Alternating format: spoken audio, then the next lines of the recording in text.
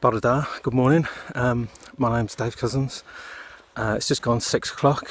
I'm on my local beach in Wales and I'm about to take part in the National Literacy Trust Fit for Lit challenge. What I'm going to do is I'm going to attempt to read the first chapter of my new book, which is this one, while doing my morning run on this beach.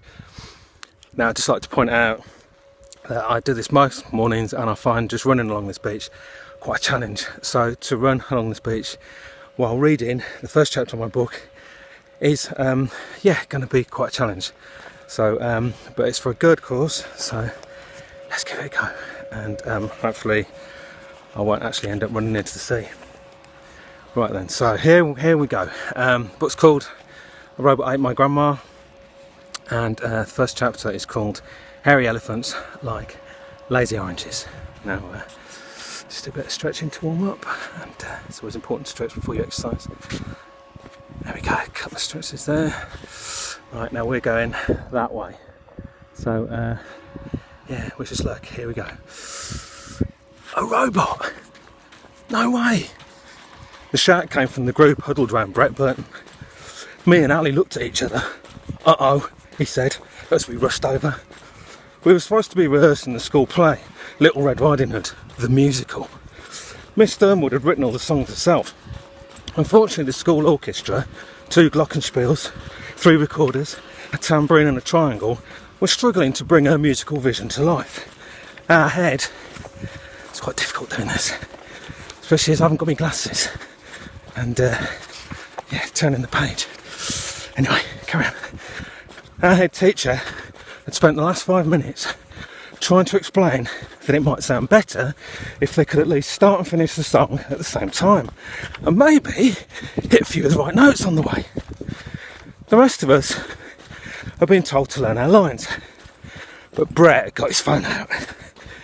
He was always finding videos of cats or people doing stupid stuff, but this was different.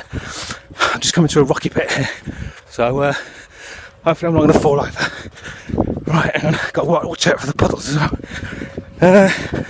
The clip showed some glitzy celebrity on a event with a bunch of minor celebrities on a roof terrace somewhere hot. There were fans watching from behind a barrier. Then one of them ducked under it and ran over to get a selfie with the stars. By the guy had barely gone 3 steps when a huge bodyguard grabbed him. But rather than taking the man back to the crowd, the guard lifted him into the air, then threw him off the roof. Bum bum bum. Everyone gasped. I know how they feel. And Brett laughed. Don't worry. He landed in the swimming pool. Oh. He said, but check this out. The bodyguard had realised he was being filmed and started walking towards the camera, shouting in a language we didn't understand. Whoever was filming clearly decided it was time to leave.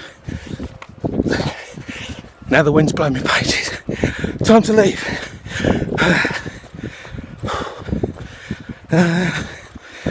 Because the picture started jumping around all over the place.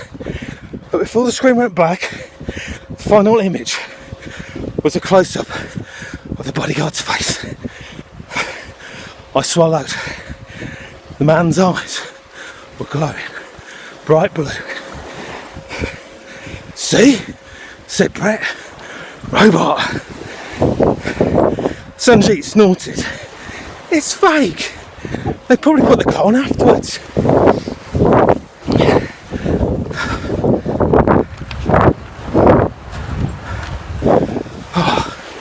I'll just give you a quick spin round while I just turn my page.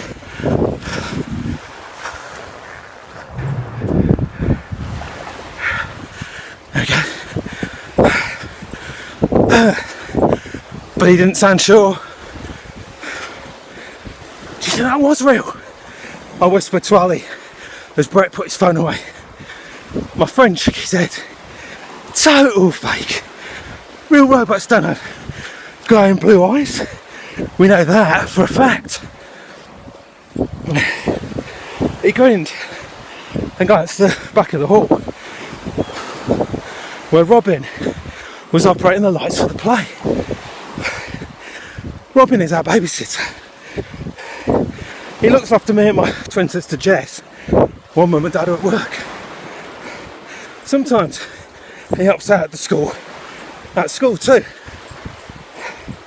As well as doing the sound and lighting for the play, Miss Sternwood had asked him to be the narrator because he has such a lovely voice.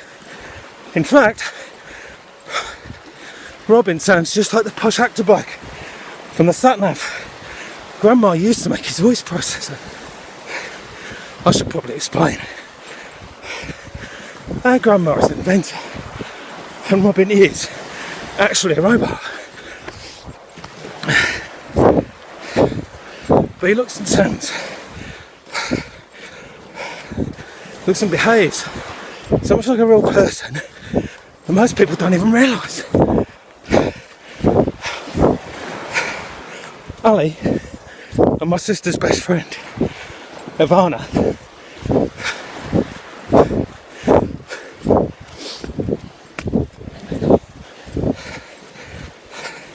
are almost the only ones who know the truth.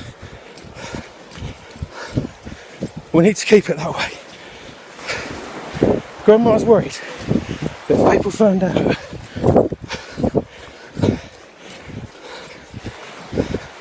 what Robin can do, someone could use the technology to make robots that were bad.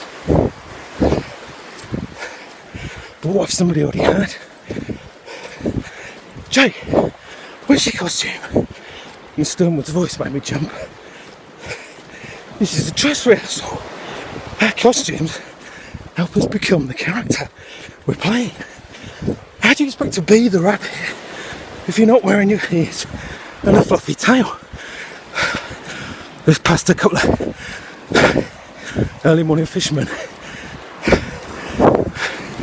looking at me a little quizzically. Okay. The thing is, I didn't want to be the stupid rabbit, but our head teacher had insisted that everyone was involved. Ali, I managed to get a job helping Robin with the lighting.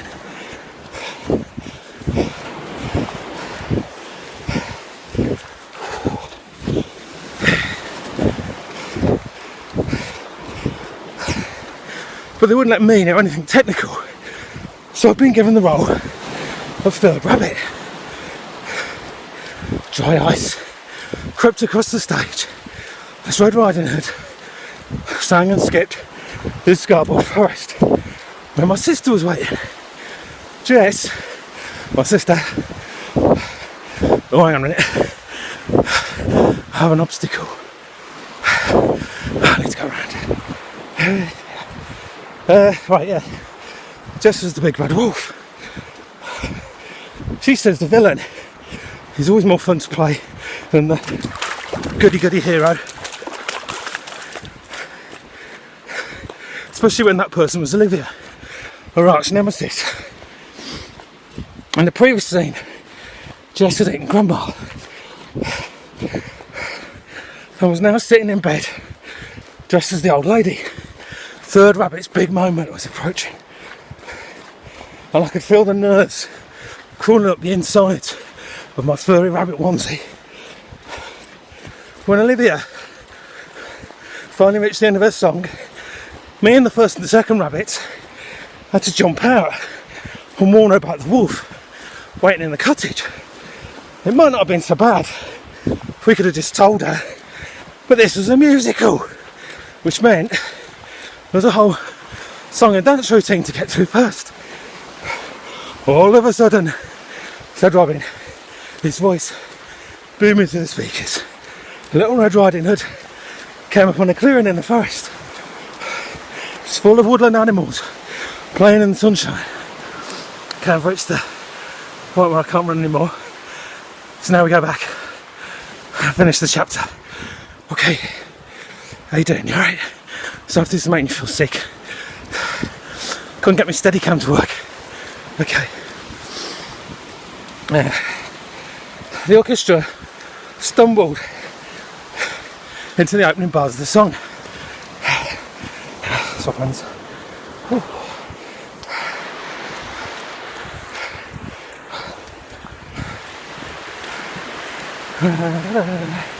Right. And first Robert hopped out and sang, "Don't go to the cottage red." Robert number 2 joined in with, "There's danger up ahead." Then, "Don't go to the cottage red." They sang together, which is my cue. I only had one line in the entire play. I'd been over it a million times. But when I opened my mouth, it was gone.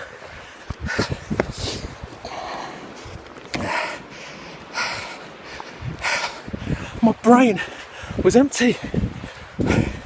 A wordless void.